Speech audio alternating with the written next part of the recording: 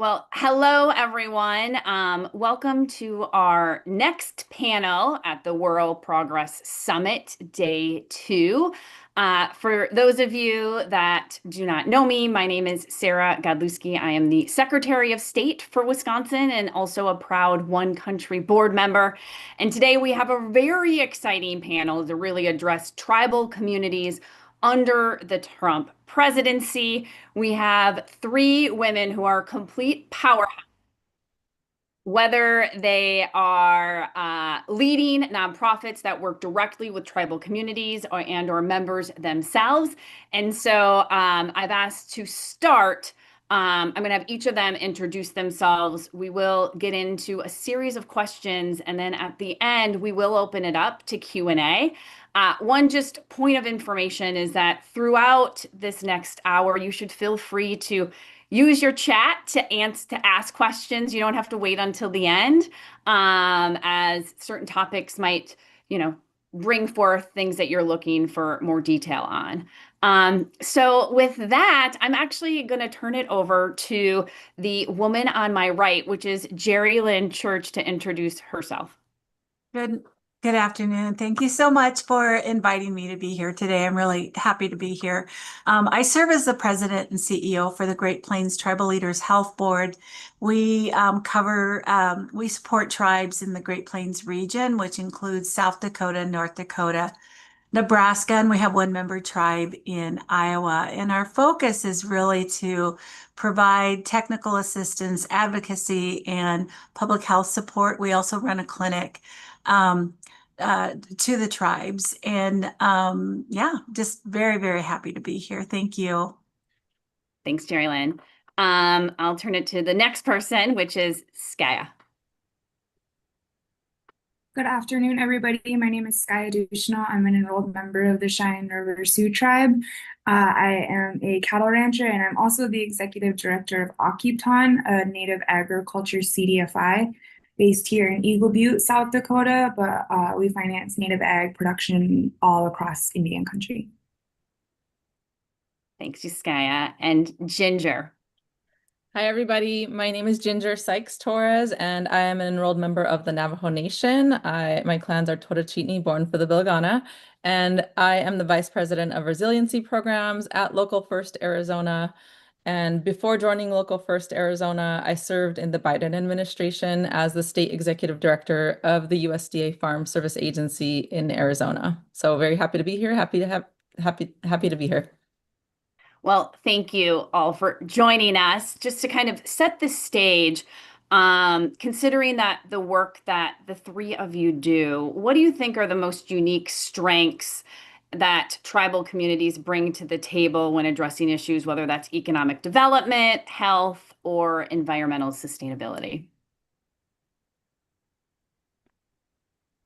And you should feel free. So Ginger, I don't know if you want to, let's start with you, Ginger. We'll work backwards now.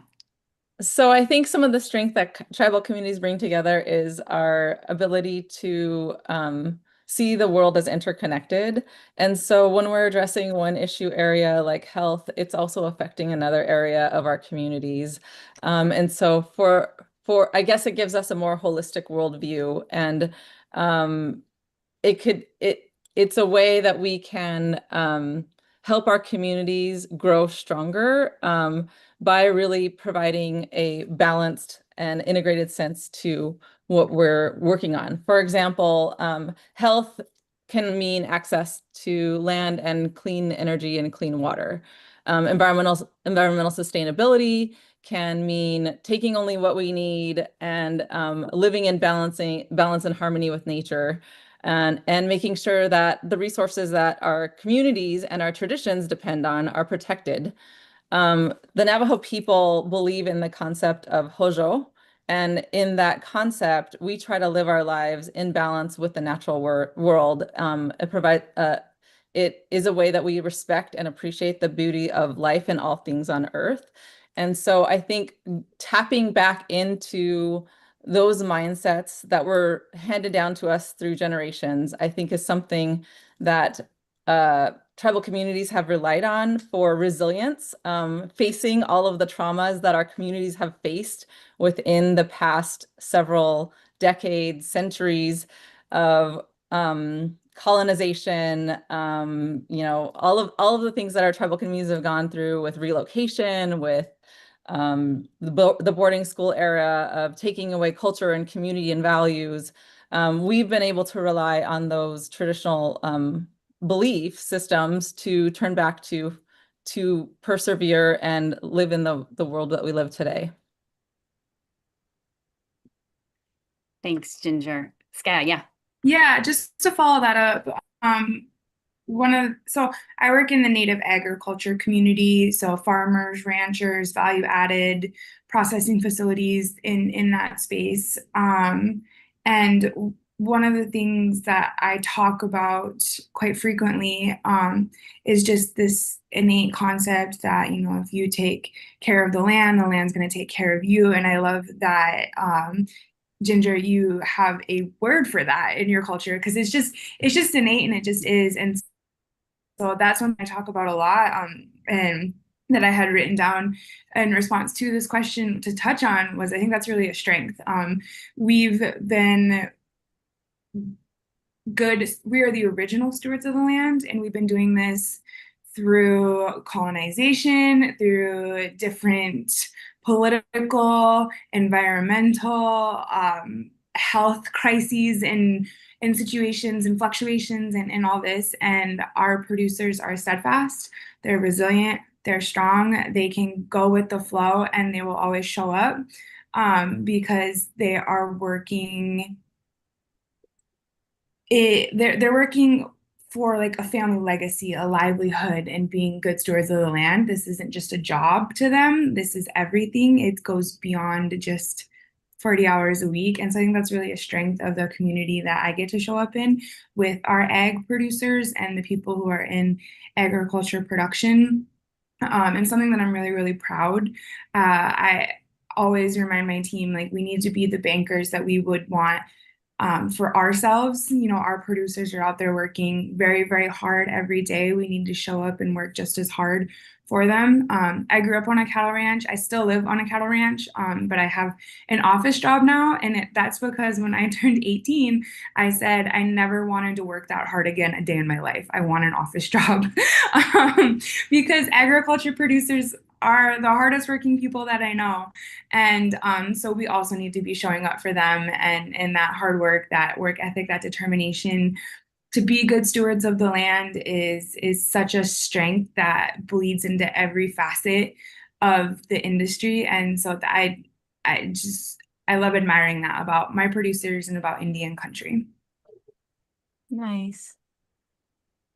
My comments are very, very similar to Ginger and Skaya. I think the two things that really that we lean on as an organization, and I see our tribes leaning on, especially in healthcare, is culture. We say often that culture is healing. The other is our sovereignty. Our sovereignty is what gives us a foundation to build solutions. Culture in that that encompasses, like Ginger said and Skaya alluded to as well, encompasses our spirituality. It encompasses how our worldview and how we approach our work. And with the challenges that we see on a regular basis, on a day-to-day basis, even before the Trump administration, if we did not have that ability to look to Creator to guide our work, to look to culture to enhance how we approach health and healthcare with our people, the work would be so much harder. So those are the two pillars that I see as really instrumental in moving us forward, is both culture and our sovereignty. Thanks, Jalen. So when I hear the three of you, it kind of also comes these themes of sustainability and resilience. And so, Ginger, I want to kind of turn it over to you and ask about, your time at USDA when you think about your perspective and kind of your work and also as a Native member, how do you think what you know and been raised in terms of sustainability is different than like mainstream models that, you know, everybody else thinks about? Yeah. So I think that there so as a Navajo woman and a former state director for the USDA Service Agency, I had the privilege of working directly with tribal producers throughout Arizona. Um, Oftentimes those were in places where mainstream systems failed to deliver sustainable solutions for our tribal communities. Oftentimes tribal communities are not prioritized in these systems. There I found at the agency there was a lack of motivation for staff to go out into those communities to do outreach, to share with communities what federal programs were available, and help them access those programs. Instead, oftentimes staff relied on communities to be able to come in the door, and it was oftentimes the same people year after year, the same families. And so really taking the step to branch out into communities and spread the word about programs is critical. Now in my role with Local First Arizona, I continue to work supporting tribal communities and make sure that they have the knowledge, the community values, and environmental stewardship resources for those areas to keep going. The difference kind of between tribal communities and kind of more mainstream, I guess, communities, I think as it was put, is that tribal communities rely on this like traditional sense of ecological knowledge, and community structures are philosophically different from mainstream models, but they may also be better suited for long-term sustainability. For example, within tribal communities, our elders are our cultural bearers and knowledge keepers, and they are highly respected for all of the knowledge that they share and that they hold. Wherein mainstream communities, values are often placed on degreed or expert individuals, or those that have been published research papers or reports, where Indigenous knowledge is stored. It may not be stored in a written report. It may be stored with that elder, where you have to learn what's in the elder's mind and spirit, and they have to share those stories and pass them down orally. I already mentioned that Indigenous worldviews see humans as interconnected. So I think that's a way that communities can be more adapted to the changing of the climates and all of the things that our natural environments are facing now, because our Indigenous knowledge keepers have lived for years and years and years with knowledge of the land. And when I say knowledge of the land, I mean very specific areas of our environment, not the entire state of Arizona, but people know what's going on in those specific areas, and they know how to adapt and change practices to be able to weather changes in climate. Mainstream approaches also often prioritize short-term gains or economic growth, where Indigenous systems and worldviews try to plan for the next generation, and know that where we are today is grounded in the foundations that our ancestors laid for us many generations ago, and that we have a responsibility to protect the environment, to set up our future generations for success so that they can remain resilient as well. And so I think all of those tied together are some of the ways that I try to work with tribal communities throughout Arizona, especially in my new role at Local First Arizona, where we are trying to work, for example, with food sovereignty issues, trying to help support Indigenous farmers and ranchers that are returning to dryland farming techniques, using heirloom seeds, and building food systems that can provide healthy food in rural communities and food deserts that exist in our societies. And that's economic self-sufficiency, that's environmental resilience and sustainability. So that's just one example. I have several other examples, but I want to give my co people here some time to speak. No, thank you, Ginger. And it's a really good point, I think, about the thinking about the long-term generational effects of what we do today. It's not just about tomorrow, it's about the next generation and the generation after that. I think sometimes we're so prone to instant gratification and a quick fix, but to what end is that going to cause more harm for those that are coming after us? So, Sky, I'm going to turn it over to you. I think you had a really good quote that said, talking about your cattle rancher days and how you were done with that because they were the hardest working people that you know. And so, but your quote was something about cattle ranchers are the hardest working people I know, so we need to work hard for them. Can you talk about in your role at Octon, and hopefully I said that right, and you're working with ag producers and what you see are some of the unique challenges, but also some really exciting opportunities that support ag initiatives and tribal communities together? Yeah, life is funny like that. So I wanted to get away from cows and leave the res, and I ended up right back on the res on a ranch raising little cowgirls.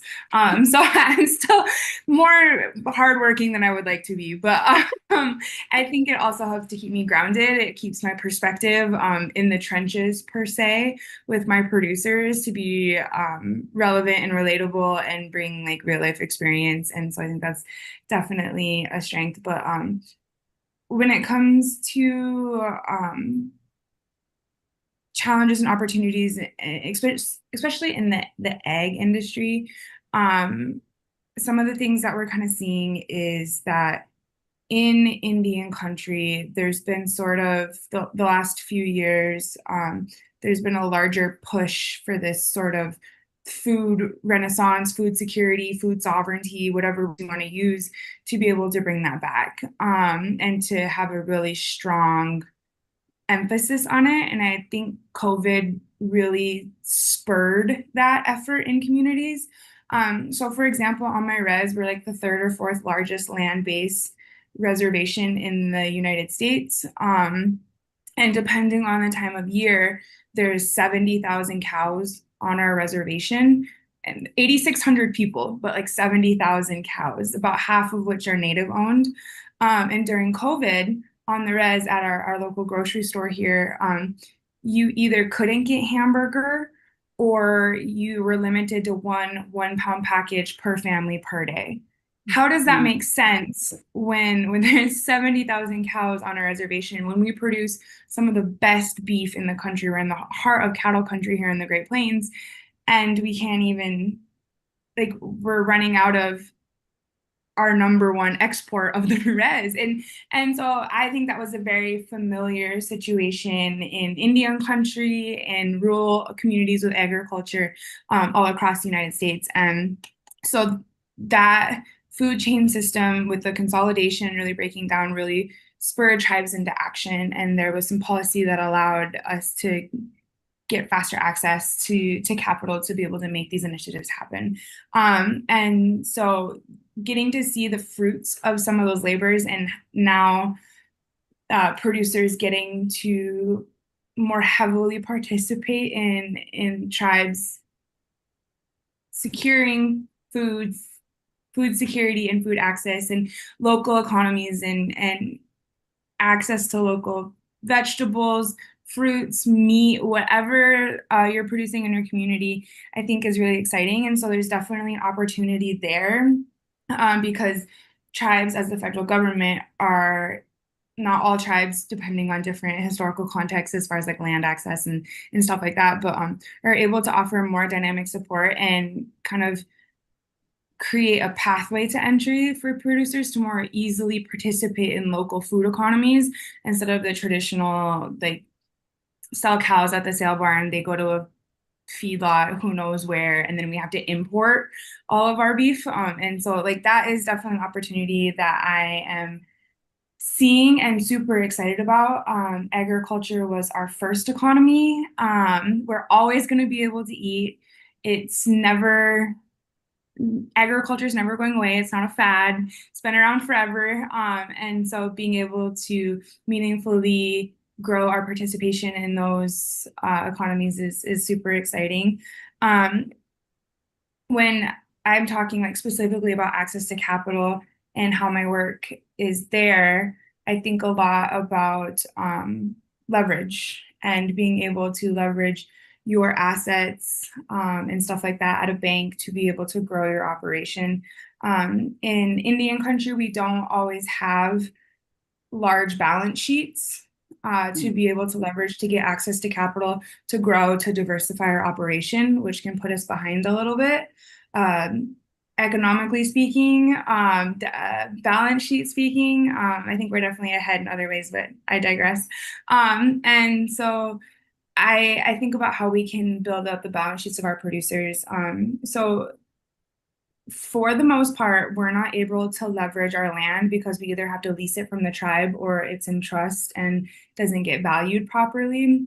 So how can we build up balance sheets in other ways? How can we also dispel myths about mortgaging trust land, because it can be done, to be able to give our producers leveraging power to grow their operation, to diversify their operation, and to become even more sustainable through economic upswings and downturns and stuff like that. So we're curating solutions to be able to meet the moment with food security, but also to have a solid foundation with our individual producers. And what does it look like to participate in that economy? And this is the last thing I want to say before I end my soapbox. One of the things that when you think about Indian country and economies, I had a colleague say, like, hey, let's imagine that we're playing Monopoly and we've been playing for 3 hours before we have a cousin who's just always running on Indian time and is forever late, comes in and joins our Monopoly game after we've been playing for 3 hours. Well, the Monopoly game, the economy was made for us. We started from the beginning. We've been around the board. We all kind of started at the same time. All the good properties are bought up. We've got our houses that we're turning into hotels.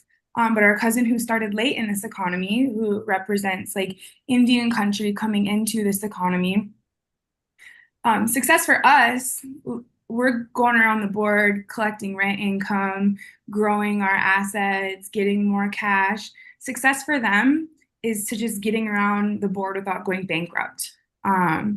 Because they're starting late, because the economy, because the traditional financial system was not designed with their realities in mind. So that's, us trying to understand individual ownership versus communal ownership, navigating trust land dynamics, and just participating in what this traditional economy looks like now versus how it was for us then. We've got a pretty big gap, right, that we need to close. And so a lot of Occupan's programming is looking at that challenge, but figuring out where our strengths are and what we can do to be able to close that gap so that we can have those really solid economies and turn those challenges into opportunities. So anyways, I kind of went off on a soapbox there. No, Sky, I think that's great and really helpful because we, as you've pointed out, a lot of Indian communities, you have some of the core materials or resources or ag kind of essentials, but if you don't have access to capital, how can you compete with everybody else? Because if you want to compete with everybody else, you need the technology, right? You need to be able to upgrade equipment and while understanding your own traditional sustainability agriculture practices, but you want to be able to compete. And if you can't compete, that can be very challenging. And access to capital is a huge barrier, especially when it's not built for your financial system and for assets that people have. So, but we know what's linked also to food insecurity is also health outcomes and people's health. And Jerry Lynn, I'd like to turn it over to you because we know your time kind of on the Great Plains Tribal Leaders Health Board and your work both to address kind of disparities, health disparities within tribal communities. And so what are you seeing and also what are some innovative health solutions that are being applied? Yeah, no, I'm learning so much from both Ginger and Skaya as I'm listening to them. And there is a really strong correlation between what people call social determinants of health, right? Poverty, access to food, access to healthy food, access to fresh vegetables, which is really, really difficult on the reservation. Um, one of our programs that we have at Oyate Health Center, which is the ambulatory health center that we manage in Rapid City, is our diabetes program. And what I appreciate about the work that they're doing, our team is doing there, is recognizing that we will see better health outcomes if our relatives have access to fresh vegetables and fruits. If they're eating our traditional foods versus fast food, or other processed foods that are unfortunately more readily available sometimes on the reservation than some of those healthier foods. And so ensuring that we're tying nutrition and traditional ways of eating, traditional ways of growing food is a part of what we do in our diabetes program. And our relatives love it. We refer to those that we care for as relatives versus patients. It changes the dynamic and the relationship between us and those that we serve. And but they love it. Another thing that we're doing right now is we're in the process of planning a community garden, and engaging those that, we're concerned about, in terms of, the diabetes and nutrition having a direct impact on their health. It has an impact on everyone's health, but those that are most at risk for adverse outcomes are those that have diabetes. And we know that runs very, very high in our community. And then, and again, tying in the traditional ways of growing those foods and the traditional ways of harvesting those foods, including the buffalo.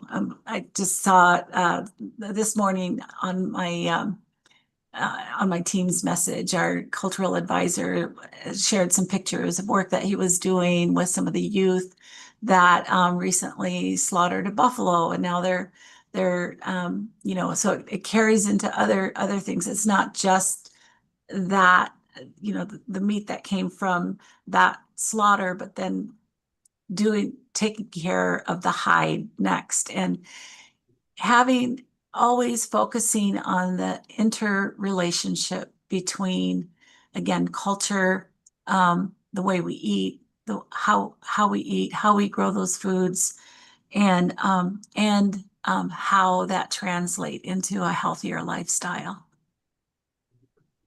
Well, thank you, Jerry Lynn. And I think what's been so just already really exciting is your three sharing your comments already showed the interconnectedness that you all talked about, between Ginger talking about fresh foods and then Skaya sharing, but you can't have fresh foods if we don't have the capital to grow and to buy.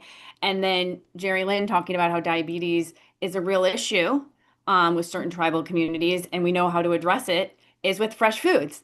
And so there we go.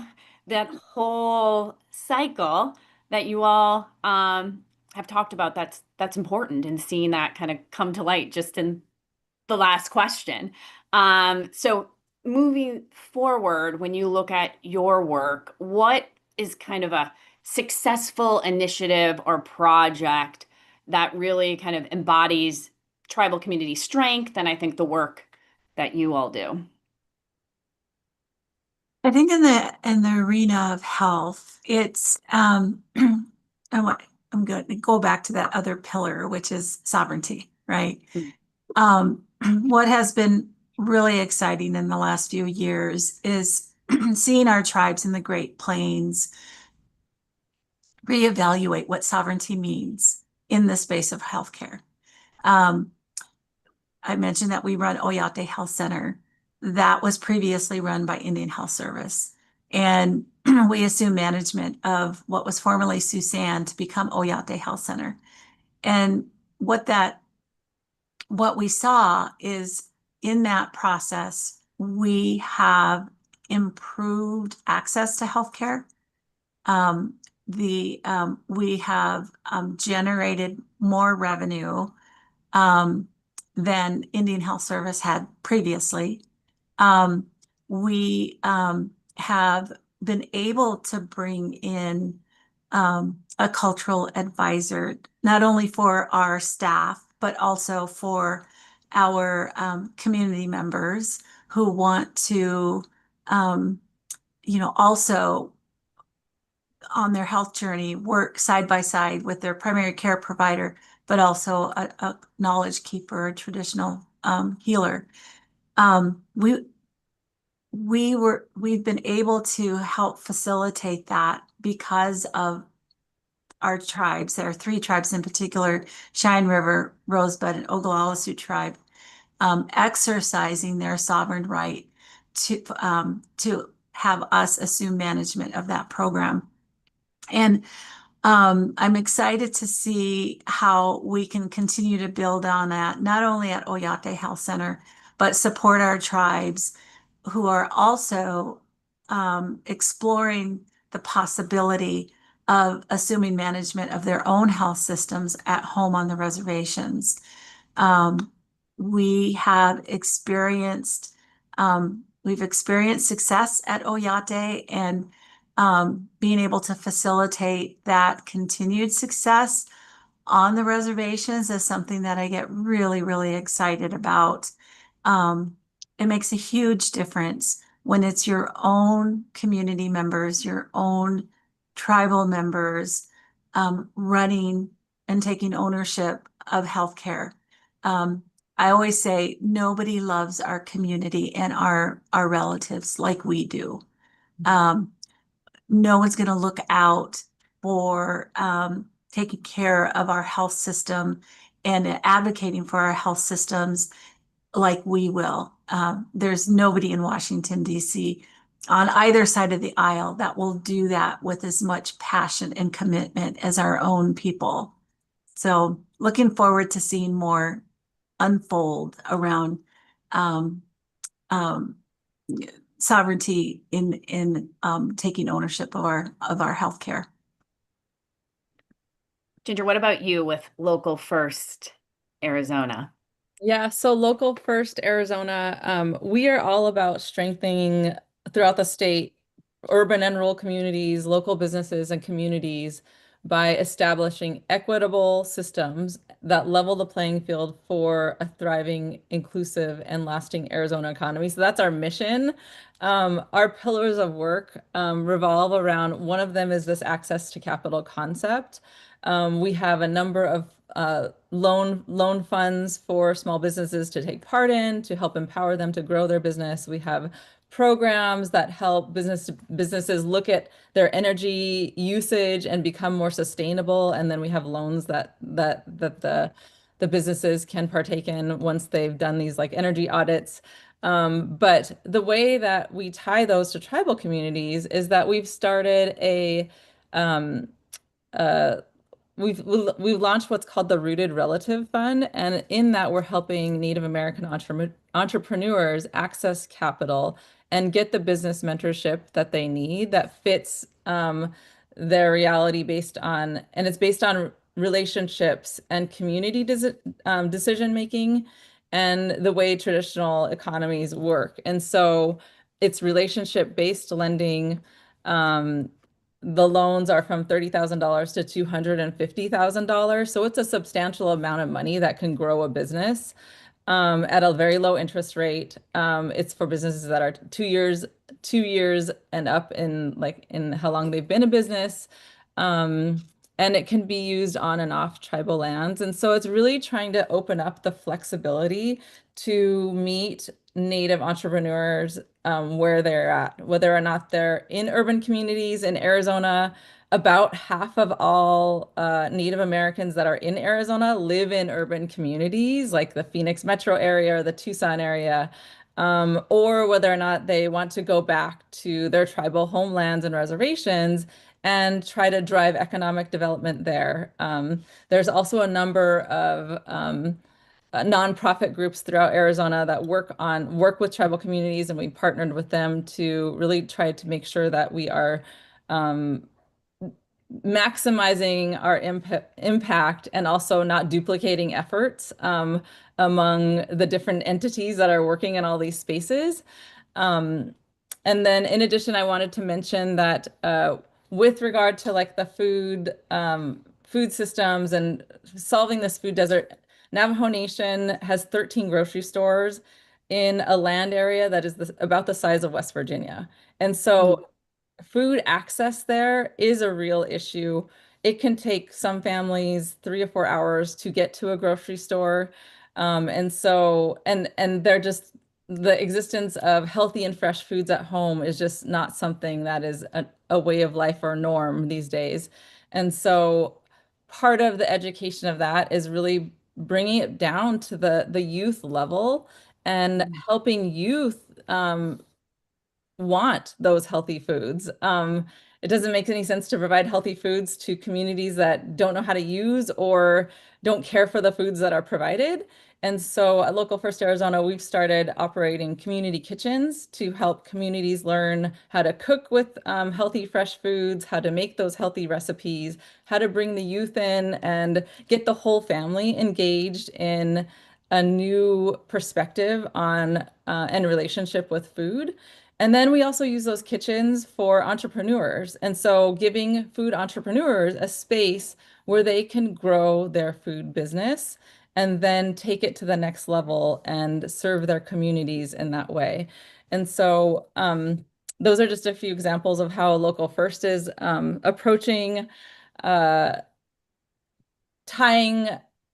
tribal and cultural values to the more general work that we're doing throughout Arizona.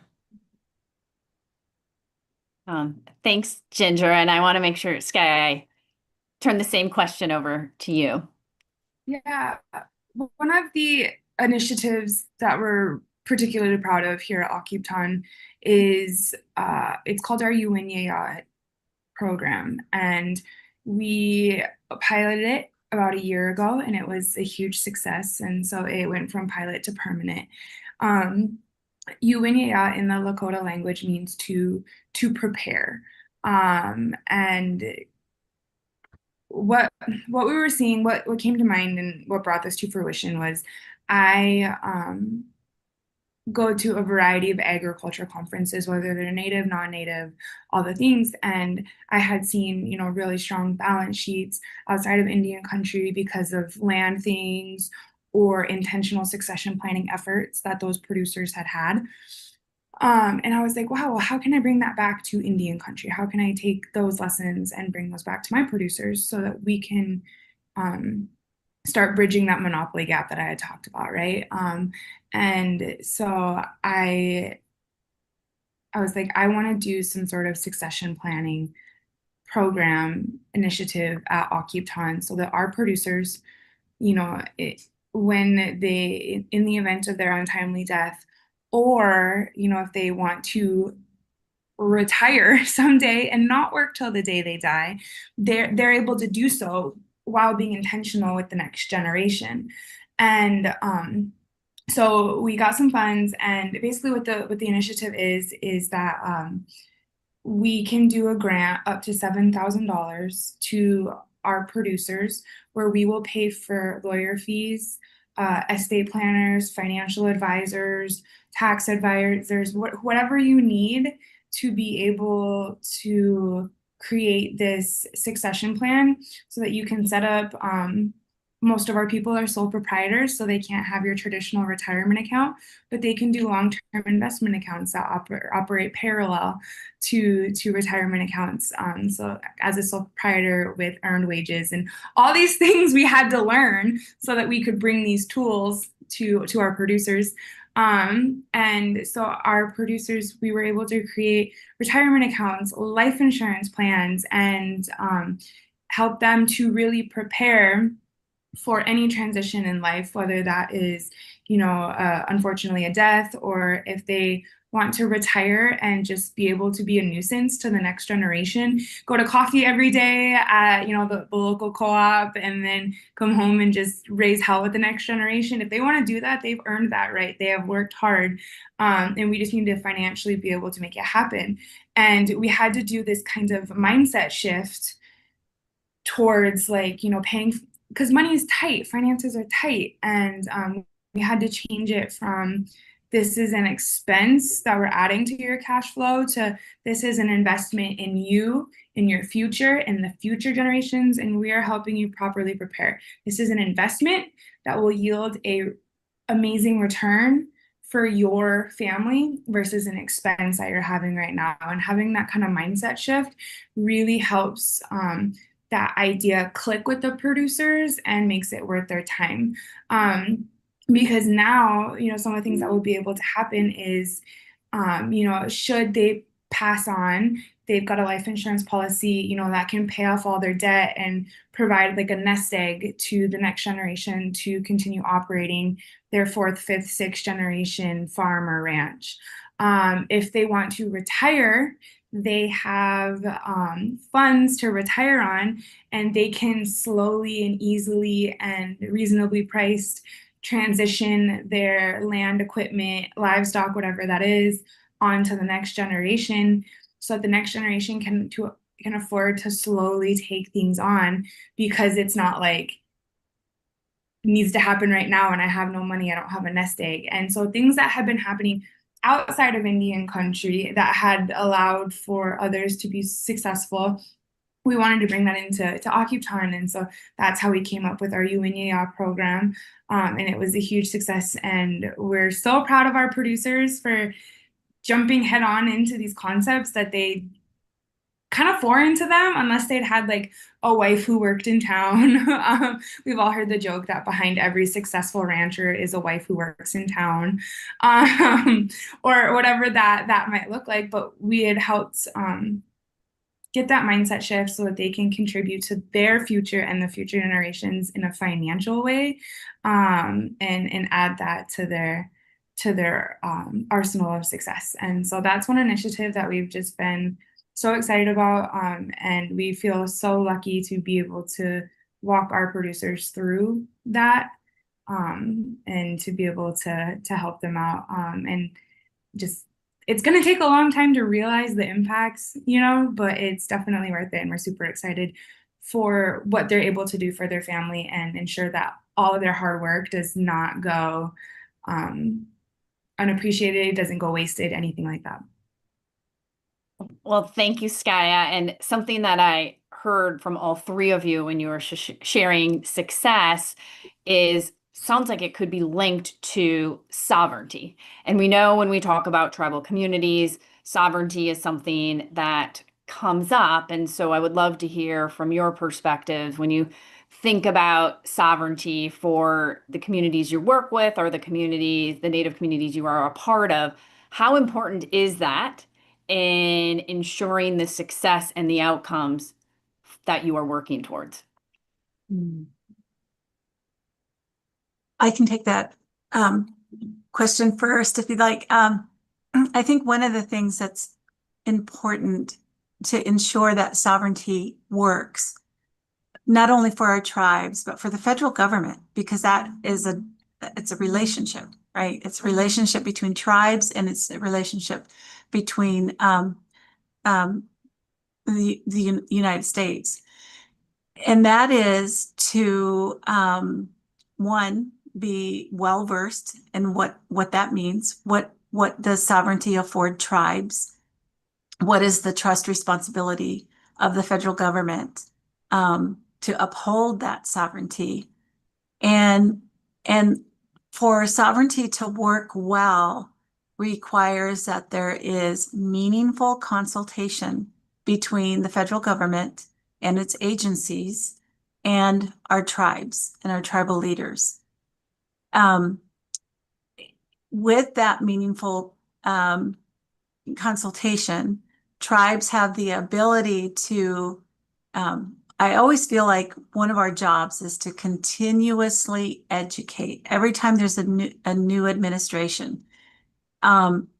And new staff that comes with that administration. Because even with the Trump administration, though he was in office back in 2017, he has a whole different cabinet. He has a whole different, uh, his administration looks different.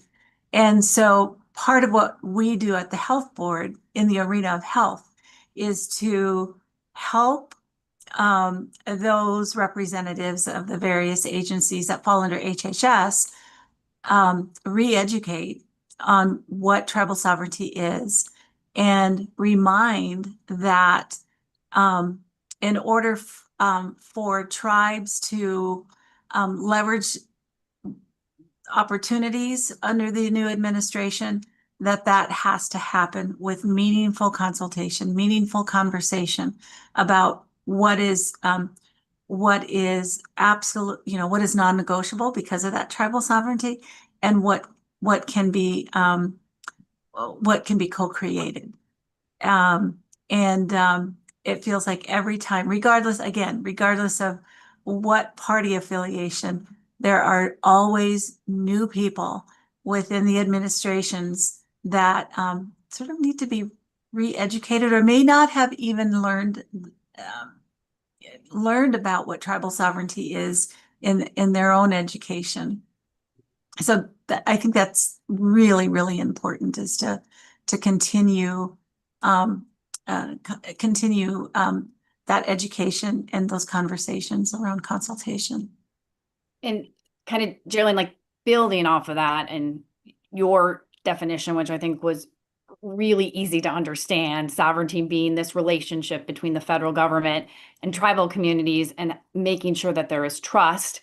We now have a new administration. And so what does that look like from each of your perspectives, as far as whether it is the education that you're thinking about, what are the opportunities that could be there, also some things that you're maybe worried about when you think about kind of this new administration and the work that you all are doing? Yeah, I think that one of the benefits, I don't know if it's a benefit, but one of the strengths going into this new administration, because it's really, really easy to focus on the challenges, and there are many, especially with the big, quote unquote, big beautiful bill. But one of the things that we encourage is that there is the Secretary of HHS has shown or voiced support for tribes. So we want to build on that. We want to latch onto that and say, okay, let us help you support tribes.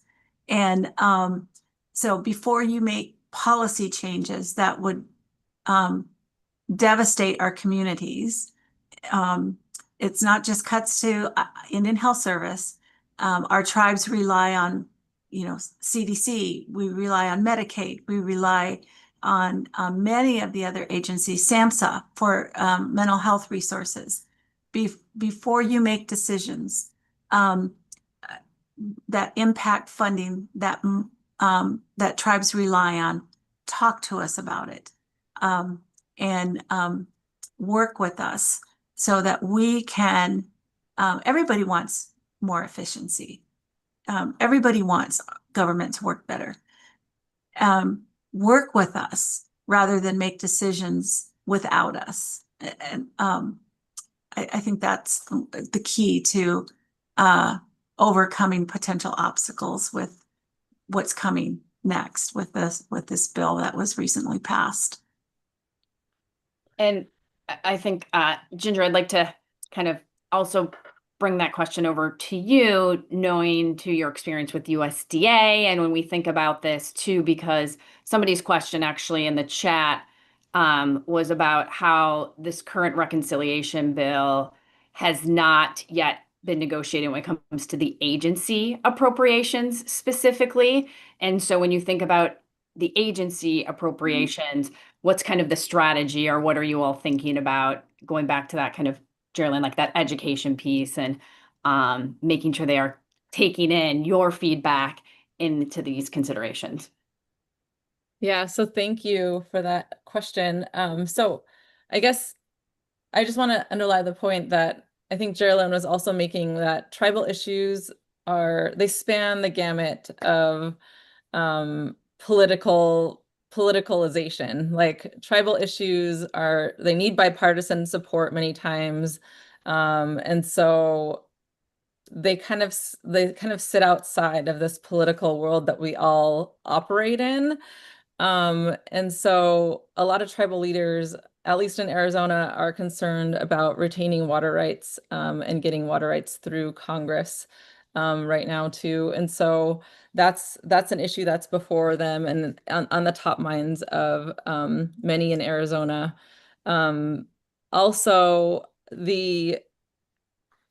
at Local First Arizona, one thing we do is try to bring everything back to the local level. Shop local, eat local, like support your local communities, because that money stays within the local economy. And so that goes all the way to the banking system. And so move your money to banks that are local, or credit unions. But one thing that's also been on our minds is having tribes take over that area and be in the banking space themselves, the operators, and really take on that that responsibility and benefit for the communities of the tribal nations themselves. And so I think that's one area, especially with this new administration, that may be able to have some progress. The areas that I work in and have spent my career on, environmental policy and sustainability, it has been devastating to watch the cuts in those areas that I so deeply care about. With the Biden administration, for example, with agriculture, we worked really hard to get out programs that support climate smart agriculture, support producers that are willing to engage in new practices that are more sustainable, or use less water, or plant seeds for crops that are going to be more appropriate for the climates that we're in, and that will ultimately use less water.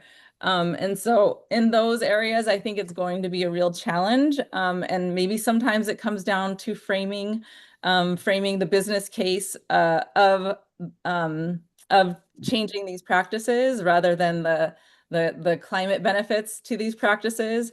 But that's a challenge that I think is too important to ignore and to stop work on. And so that's what drives me at Local First Arizona, is continuing to find a way to make agriculture more resilient in the face of our changing climate.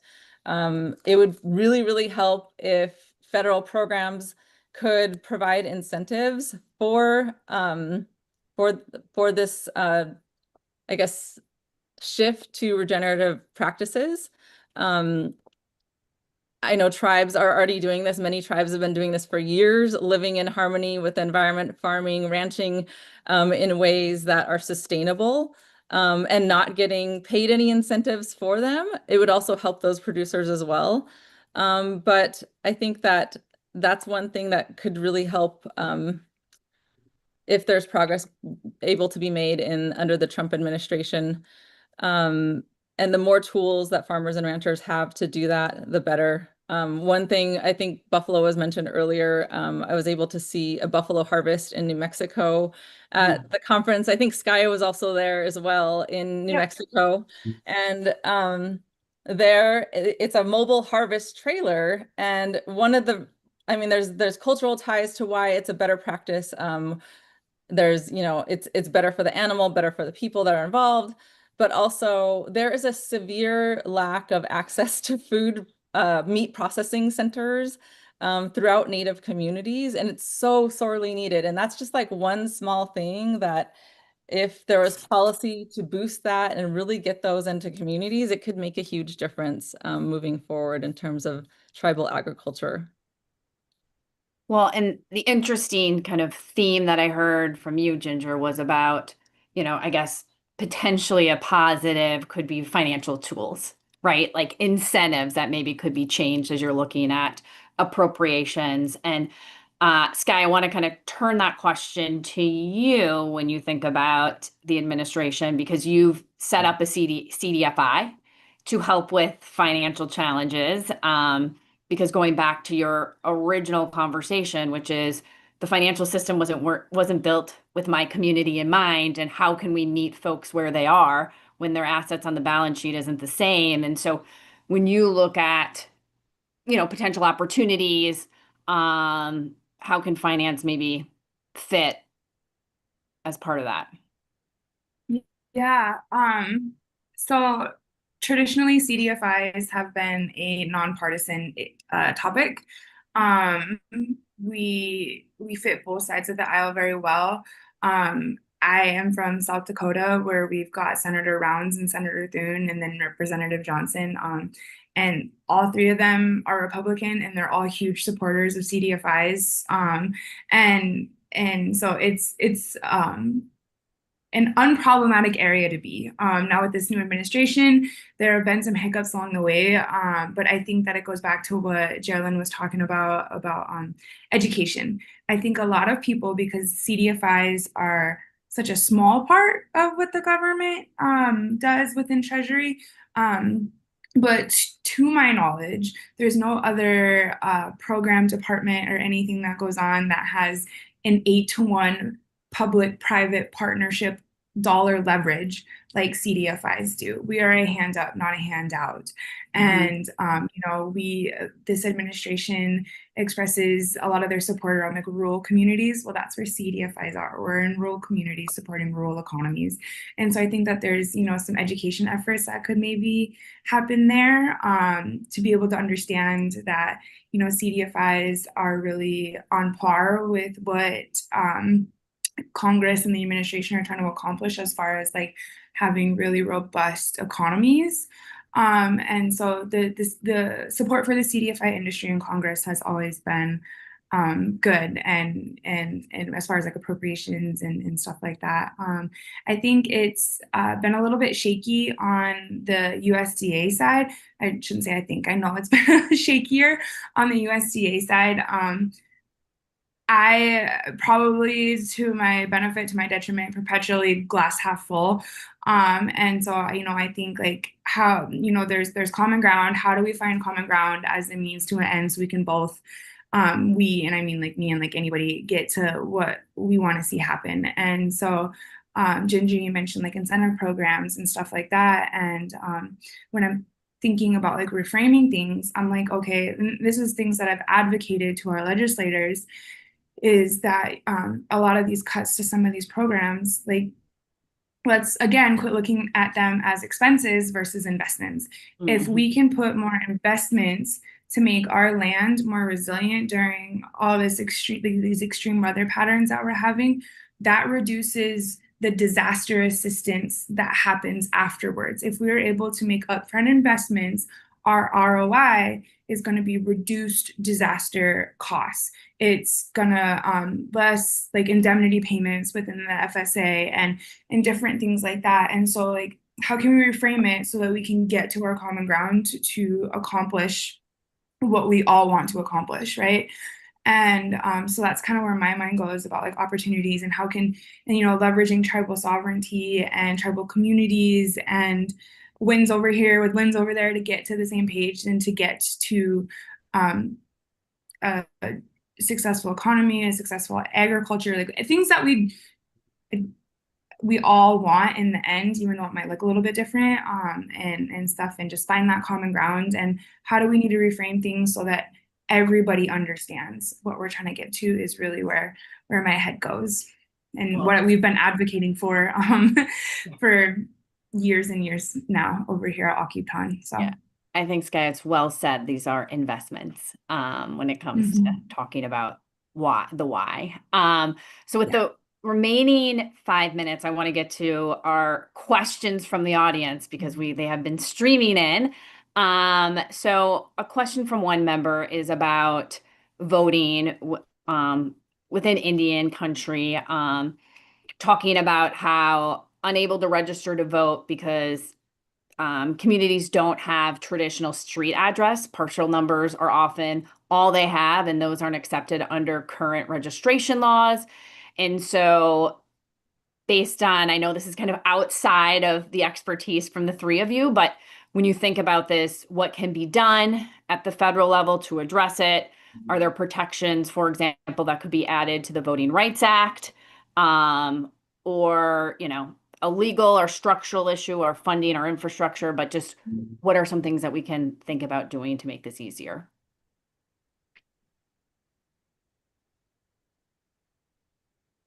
That is definitely outside of my area of expertise, but what I can say is that that existing laws need to be upheld. And tribes need to be given the autonomy to set up the infrastructure and the systems within their own reservation boundaries to ensure that every tribal member who are, have the right to vote as American citizens can do that without interference.